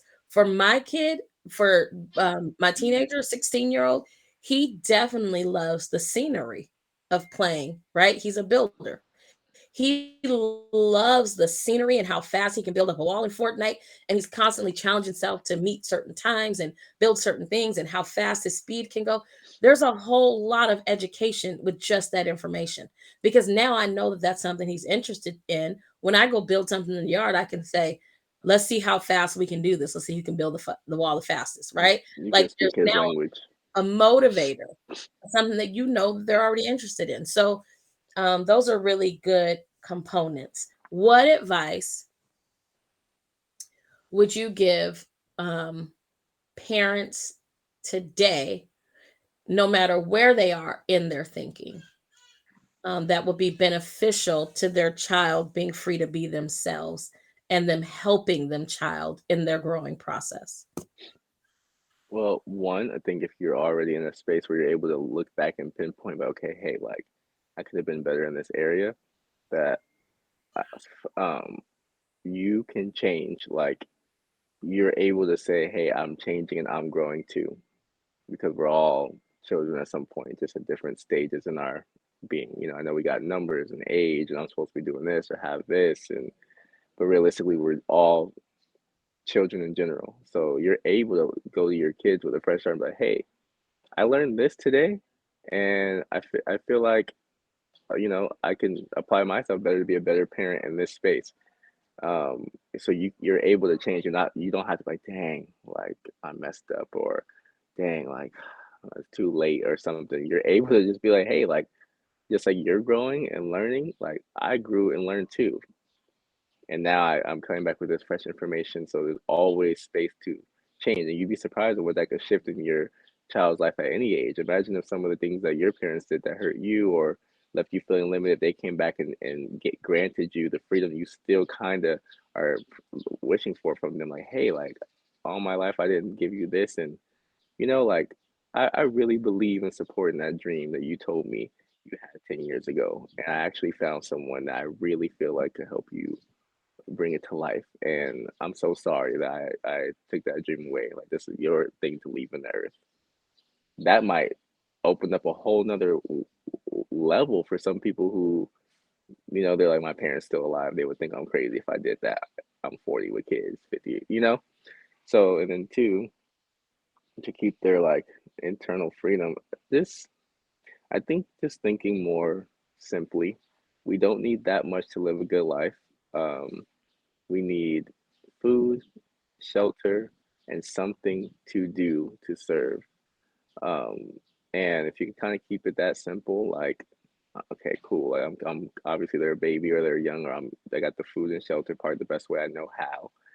You know, your thing is to guide them and being comfortable in themselves and figuring out how they like to serve and create and nourishing that, and life will do the rest. Um, so yeah, and just know that you're the essentially for the beginning of their life, which is the most important. You're the writer of their story, like their story, their whatever you're saying to them and what your actions you're doing and what stimuli you have around your household. You're essentially printing or painting that into their heart, and that seed is going to blossom. So if they're what's around them, if you have posters in your house that's just like, why me? Like haha, like life always don't work for us, they're subliminally taking that in.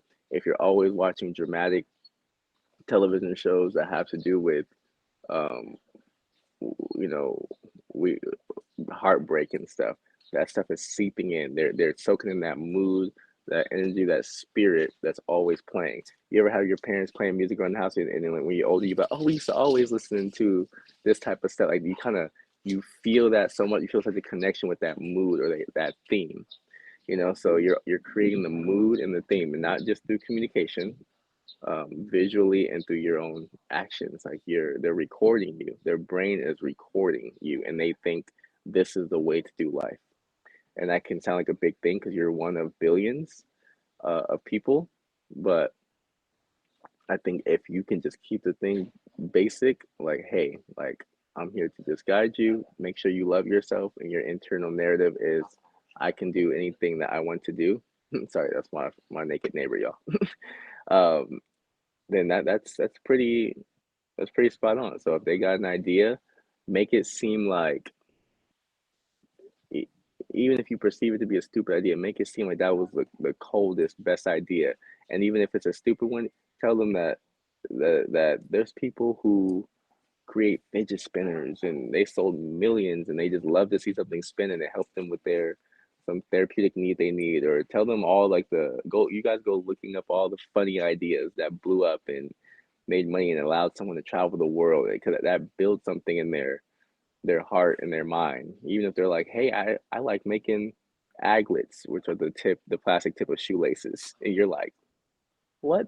That probably costs 1 cent to buy. That's not gonna do nothing for you. Like, you never know. Make you a course teaching how to create them, and then coach people doing that. You probably be happy. Make it a $500 course, and like you'd be surprised. Like, just make it seem like make their perception of themselves seem important because your sense of self-importance or self-love, that's like everything. I tell people that all the time.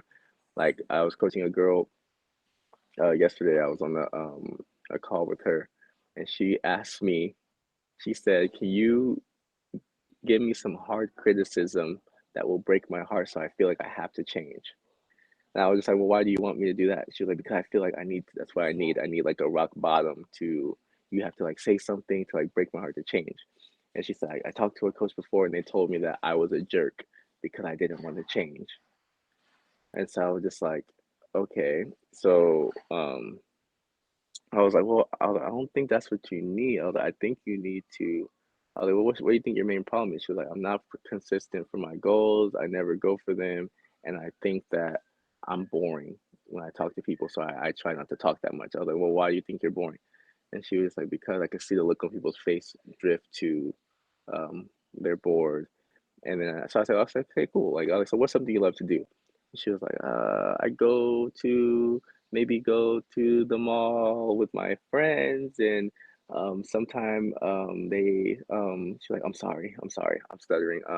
She's like, they tell me they're about their boyfriend, and she's like, see, I can already tell I'm so boring. And I told her, I said, you know what? I said, you are really boring. You know why? And she's like, why? I said, because you believe you are.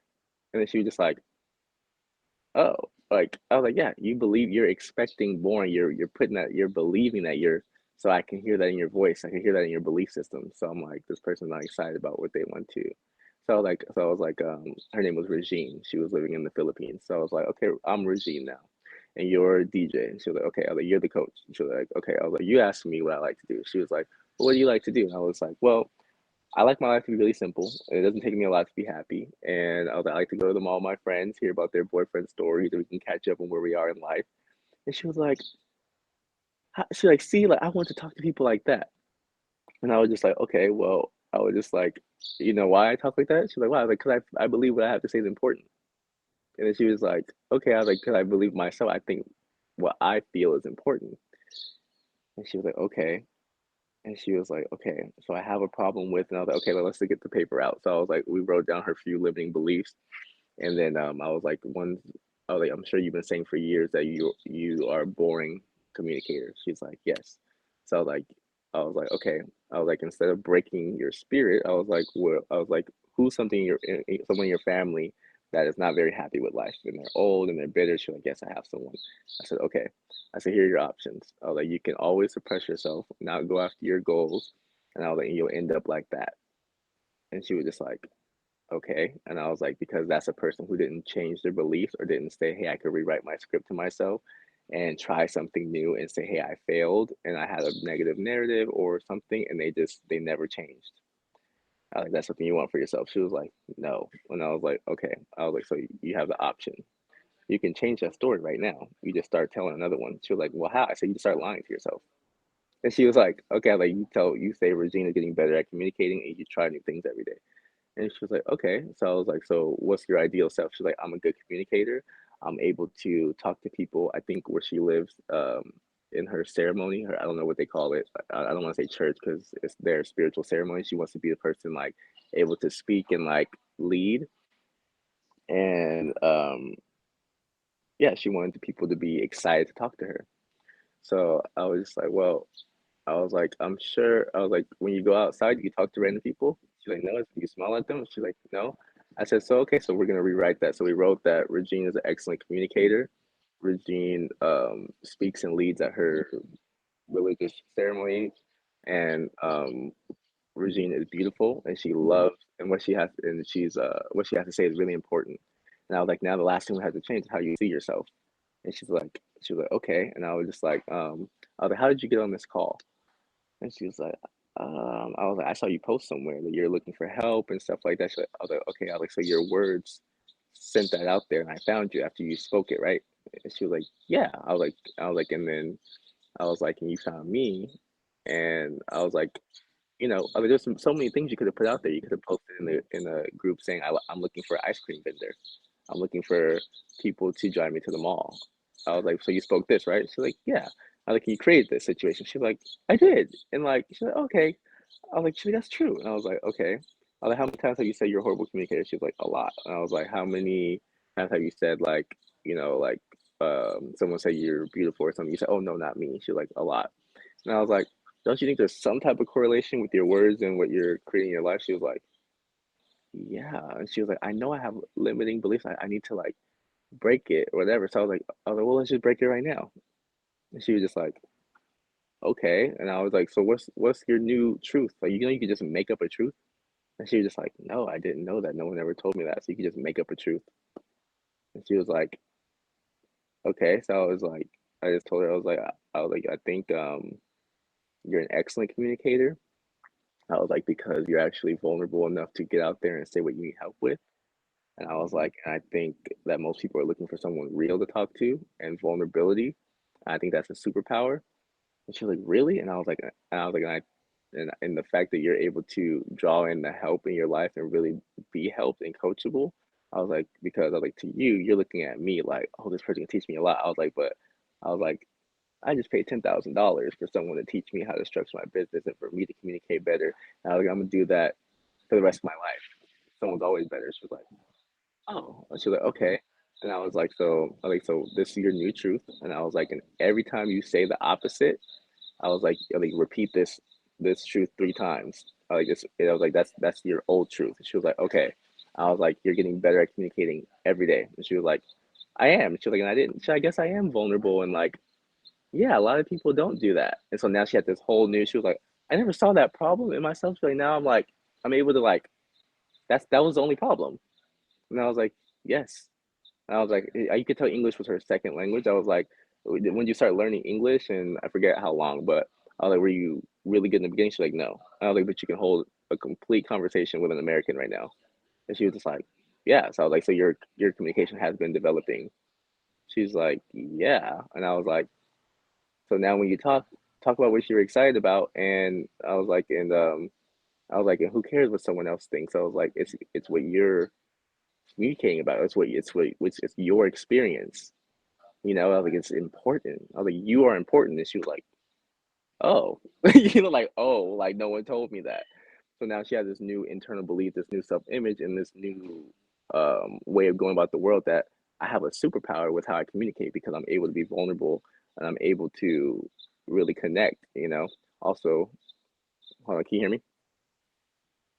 Can you hear me?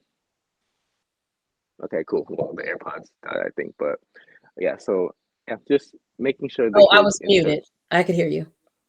okay, just making sure that the kids' internal narrative and the self-importance and the self-belief is intact. That's pretty much all you really have to protect because from there they're gonna weed out what they don't like in life, what they don't want, and if you make them love themselves to a high extent, it's damn near impossible for them to accept any BS in their life or draw any low people that will abuse them in relationships or treat them lowering because they feel so out of alignment with that. So it's so hard because if you tell me like, oh, you're not nothing, you're gonna do this for me, in my brain I'm like, are you joking? Like, do you know like how many people wish they can be in my vicinity or would want to be? It's so hard for me to even hear that. Or if someone's like, you have to do this, you have to work here, you have to. In my head, I'm just like, what? Like I thought about creating the job. Like, I thought I can create this job and give you a structure and you'll follow it. I can create the structure and you'll follow it since you're so good at following structure. Or the school, it's like, yes, okay, like I don't know. I think I could just learn. I learned a little bit different. Like, I can create a structure or a system. I actually have an online school with 4 courses online. Like, I can make the school and give you a curriculum. It's nothing but I can print an accolade. I don't gotta pay 130 grand and you give me a piece of paper that I could create on Canva and print it out and laminate and put it in the frame and put some white gloves and make you feel important and put you in a gown. I can create the scenario. So I'm like, it's you have a high level of self-importance. So it's like it's very hard to experience really low state um events in your life. So self-love is like really what you just gotta protect within them to make them feel important. I love that. You just reminded me of that third thing that I couldn't forget, and it was feelings. So we don't talk about that Feelings. enough. We started off with asking, what do you feel? What do you love? What do you hate? What hurts you most? And those are our internal wiring and communication between us and God, right? because it all goes along with your Mhm. design, right? So when you don't know anything else, Right. you know when you're hurt and you can articulate what hurt you, no matter what your surroundings have been.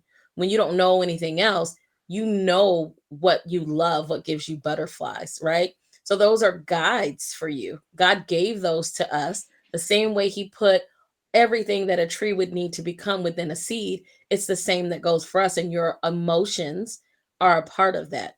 So if you have a child Mhm. who you view as constantly negative, find the common theme in their negativity and figure out how to turn that to an Mhm. answer, because what they're saying is what I love is not happening enough, even though they can't articulate it. So if you have a child who's like, I don't love anything, Right. well, then what do you hate? I hate this, I hate this, I hate this. What they love is in all of those statements. You can figure it. Like Right. when you answered, what do you love? It was to see other people inspired to be more than themselves, to be one with God, the freedom, right? Um, Mhm. when you talked about you didn't use the word hate. What makes you feel I'm just bad or not in disgusted, alignment with it. Yeah. right? So, not perfect, not in alignment with it, was suppression rules. It was exactly the opposite, right? Mhm. The sheep herd mentality that takes away the freedom to be themselves. So it was exactly the opposite. So if you have a child who's always talking about their feelings, instead of shutting their feelings down, look for the opposite of what they're saying if they're always talking negative, and then find ways, creative ways, to insert more of that. So if they're saying, I hate it here because it's always boring, then you can ask another day, what do you consider fun? Nothing. Well, what do you like to do? When was the last time you laughed? What was the last movie you watched that made you laugh? Right? You can kind of get clues from their language by literally honing into their feelings. Because contrary to popular belief, or popular opinion, the world will try to tell you to suppress your emotions, that they make you weak. Your Mhm. emotions have the answers to a lot of things in your life. And no, you should not respond. You do need to have a self discipline about yourself, but that comes with maturity, right? That comes with understanding. Children only know to respond to their emotions, they don't know anything else, right? Mhm. So that's a huge clue for you to figure out who they are. Because if they don't like something, they're telling you, this doesn't fit who I am. If they love something, they're telling you, I need more of this. If they're hurt by something, they're showing you a part of who they are. DJ never got, I think he may have got spanked once, and that was probably for messing with a plug, more than once, and falling out at And the the mall. mall. Yeah. Yeah. At the mall. Yeah. And falling out at the mall, like throwing a tantrum on the ground and kicking and screaming. And if I knew what I knew now, he probably wouldn't have got spanked for that. That was really more like, you're not going to embarrass me. That was really more pride and ego than anything.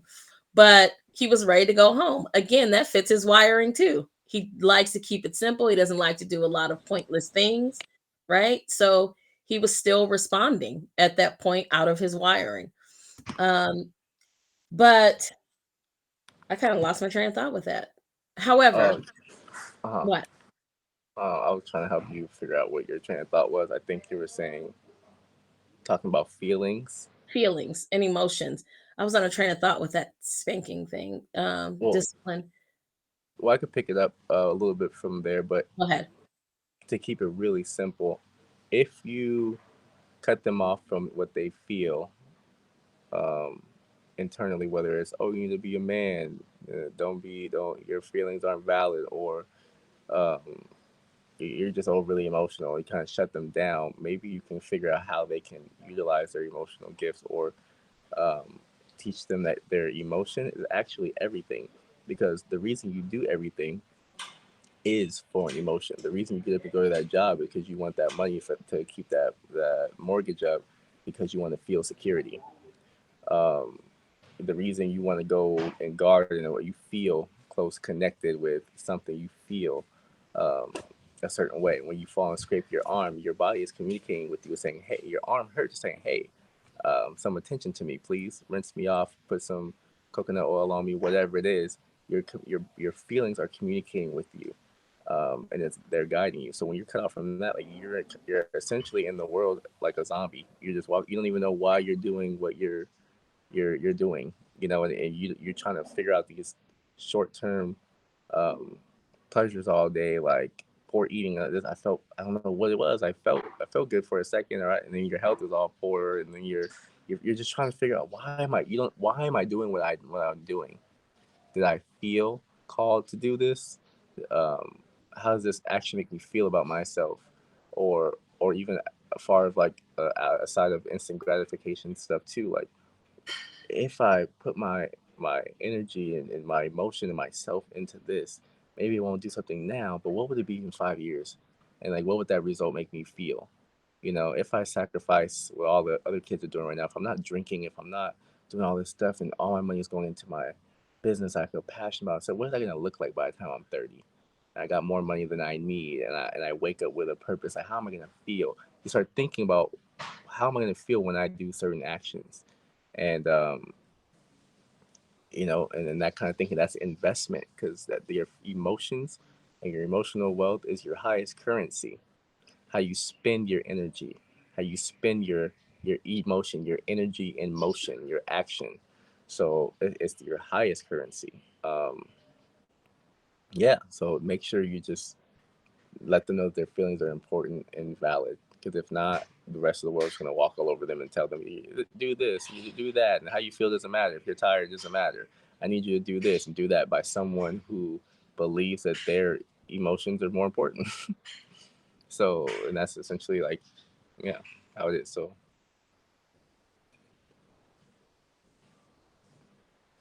I can't hear you. I don't know if you can hear me. Thank you. I just unmuted. I forgot. I know Thank I you. said last about 20 minutes ago, but last for real. You made me think of something else. Uh, Can you speak to um being raised as a boy to a man, how important you and I kind of touched on this the other day when we were just talking about what you're realizing about men today and not understanding, um they're not being in touch with their own emotions and how they're right, perceived. So can you talk about how you're able to translate that into adulthood and the effects that you're seeing of people who were silenced and aren't in touch with the emotions, what that right, looks like as a young man? right. Um, yes. So a lot about our like, I feel like a common story I've heard, and especially we'll go specifically into men because that's what you asked. I feel like a lot of us are so out of touch with our emotions because we have like heard so much of be hard, be tough, be this, be that.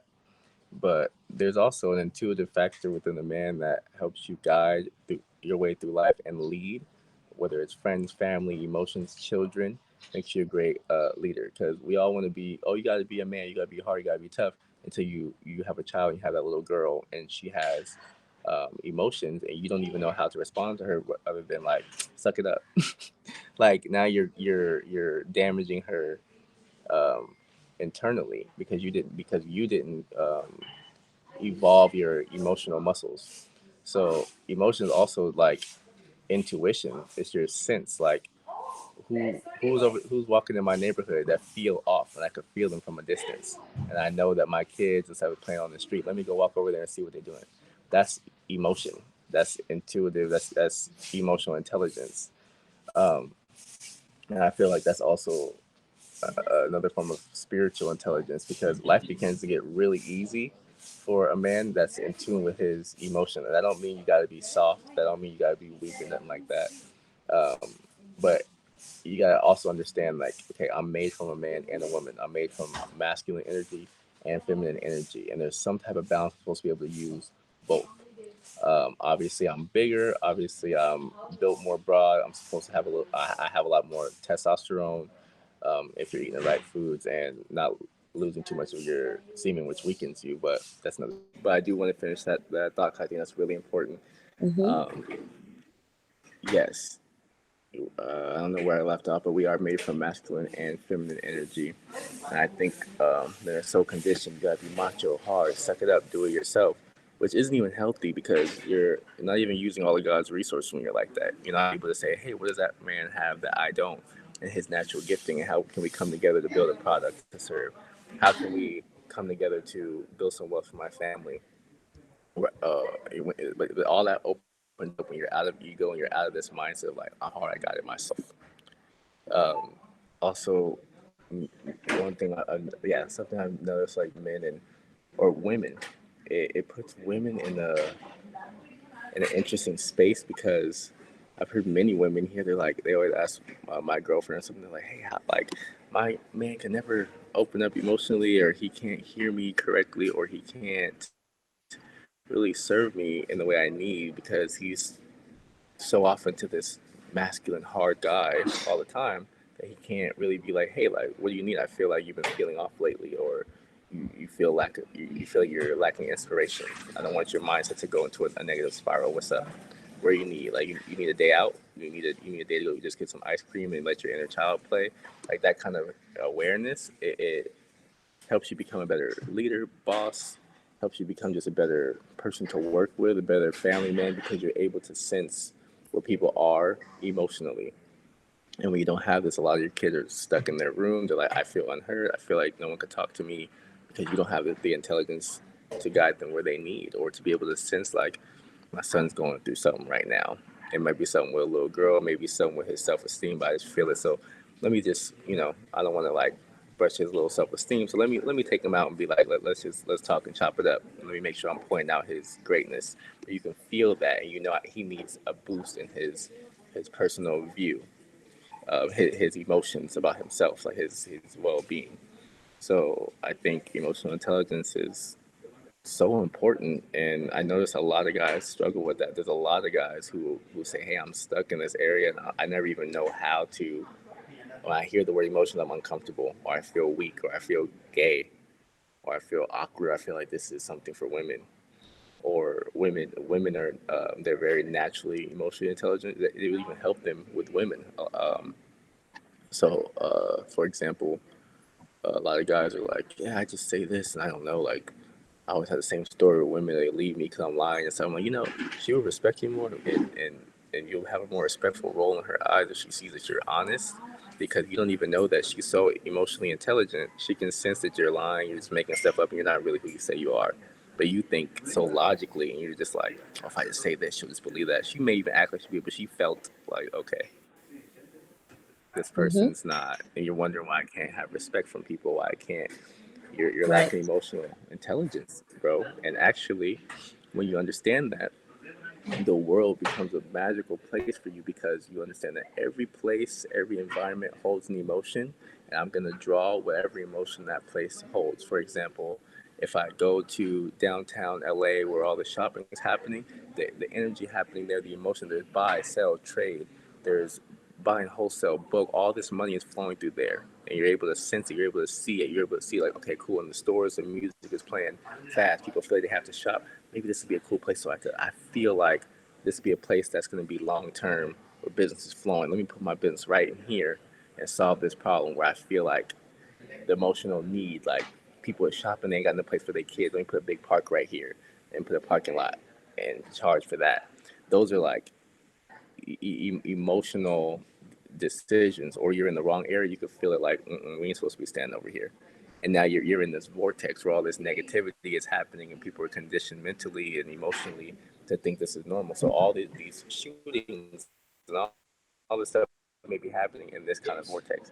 But maybe, okay, let me take my family over in a more suburb early area, or maybe to an island place where it's more based on health, wealth, let them learn about their well-being. It's about having less. It's about living with less, which creates this freedom inside. That's more okay, cool. Like, like Mm-hmm. that helped me navigate my situation because I like things like jewelry, and I when I was young I used to like listen to a lot of rappers and stuff. And like, as I grew up, I'm like, why the heck do I want a whole bunch of stuff holding my life down? And oh, I gotta go and get these chains. I gotta have 10 cars to be flexing. I gotta be. Well, I want to hold all that emotion, that emotion on me that I need to be something. So you think I'm hard. I need to. It's like, how good I feel being like I got like 6 shirts, 5 pair of pants. I live in the country where I can essentially wake up and move with no lease over me. I paid $2 in gas to fill up for 2 weeks. I could put my clothes in a suitcase and be and just go move wherever I want freely within 10 minutes, I feel free. I feel light. Those emotions draw great experience. I don't feel heavy and tied down all the time. Mm-hmm. Those are like emotional and intelligence. It makes me think of like how to set my business up to where I could work online. I could hop on a plane and go wherever I want and hop on a coaching call. And that's something that I'm helping someone with, which in turn, the natural energy of the karma, it brings good things back. It keeps me in this positive vortex of learning and giving and receiving, and people telling me, "Oh, I'm so blessed. You helped me with this. I want to do this for you. I want to," and I'm stuck in this positive, energetic, um, karmic law I live in because I choose my decisions based on the emotions and the energy I want to continuously experience. But if you're not in Mm-hmm. that, you're just in this. You're thinking so logical, like I gotta make this move to do this, and I gotta do this, and it's all on me, and I can't trust nobody else, or I gotta be too hard, or Yeah. I gotta do. You're lacking this whole other world that's available to you. Mm-hmm. I eat because of how I want to feel. Right. I'm vegan. I eat because I want to feel light, and I want to feel life within me. So I stopped eating things that were dead. So I was like, okay, all my actions start to make sense when it's coming from Mm-hmm. an intuitive emotional state. So to dispel the myth or break up with the lie, um, emotional does not mean someone say something to you and you're so sensitive that you like, I don't believe in myself, or I'm weak, or I'm a simp, or whatever it may Mm-hmm. be. It may be able to feel the energy of the conversation around here and be like, this ain't for me, and this ain't getting me nowhere further, and this don't feel very good. Let me go over here with these dudes talking about how they could provide for their family and live a good life. That feels better. So I should be over there. That might bring me better results. So Mm-hmm. emotionally intelligent for men. I love that. So, those of you who aren't familiar with the term karmic law, that's the same as sowing and reaping, right? On Yes. to bridge the gap between the language. Um, it's sowing, reaping. We reap what we sow. It's God's law, right? And there's no way around it. It's natural, right? It's natural. It's If gravity. it's If this go up, it's coming down. There's no way. exactly. So it's like what I put out is coming back to me. If I meet you and say, Mhm. hey, like, you got a beautiful family, y'all looking good. Y'all might be, oh, like, he's so nice. Nice to man. What you got going on today? I might, you know what I'm saying? You might be, oh, we're going here. Here's an extra ticket. Or I might be like, F y'all look whack. Screw you. And you be like, who is that? Like, and now I'm in the argument. It came right back immediately. Yep. Yep. So thank you so much. I wish we could have done this live, but we had to get our time together. You are 14 hours ahead, A or does it day change when our or time the next changes? day. I don't know. I'm the next It's day. So yeah, he's in tomorrow already. yeah, so So actually we planned the wrong day, and I was confused because I think I was waiting for you yesterday. yeah. Yeah, So um oh yeah, that's right. Yeah, yeah, yeah. I heard you, but then it just clicked, right. yeah, So yeah, so I am glad to have this conversation, and to give you guys a peek into our world and our life. And I hope you learned something. If you have questions, right? We can probably do this again at some other date. Would you agree to do this again? If there's more questions that we didn't answer that come from this. 100%. And I told you I'll give you a lot of my content for my YouTube stuff, which is on my YouTube channel, Dewan Walker, Dejuan Walker, and you can put that in your hijabi if your clients or the women that are in line with all the beautiful things you're teaching want to see a space where they feel like, okay, my kids can connect here from someone that may be able to hear it. Um, 1 second, a little better from someone communicating with their language. Um, so I'll send you all that content if you want. Y'all ever seen a yellow watermelon? No, no. It look from here. It looks like a pineapple, but I almost feel like I can smell it. Is it It's a sweet? it's it's a yellow water. It tastes just like the red one too. Is it really sweet? It It's a looks yellow sweet. watermelon. Um, uh, it, yeah, I mean sometimes like they're like watery like a red one, and sometimes they're really sweet. It tastes exactly like a red one, but it's yellow. Oh, okay. Okay. Well, you guys heard it. Thank you for I'm so proud to be able to introduce my baby to you. He's a grown man, but he's still my baby. He's my firstborn. He made me a mommy. He's helped me develop into the woman that I am. He is a huge contributor to the coach that I am to you. So I'm glad to give you the opportunity to get to meet him. And as he said, that he'll make content available for your children as they're growing. And if you have questions based off of this interview that we did not get to, or questions that you really just need some deeper insight to, submit them in the comment section, and we can schedule to do this again at a later date. I thank you guys for being here. This will also be found on his YouTube channel, which he said Dewan Walker, and you'll see all his other links there on your YouTube, right? Other places that they can find you.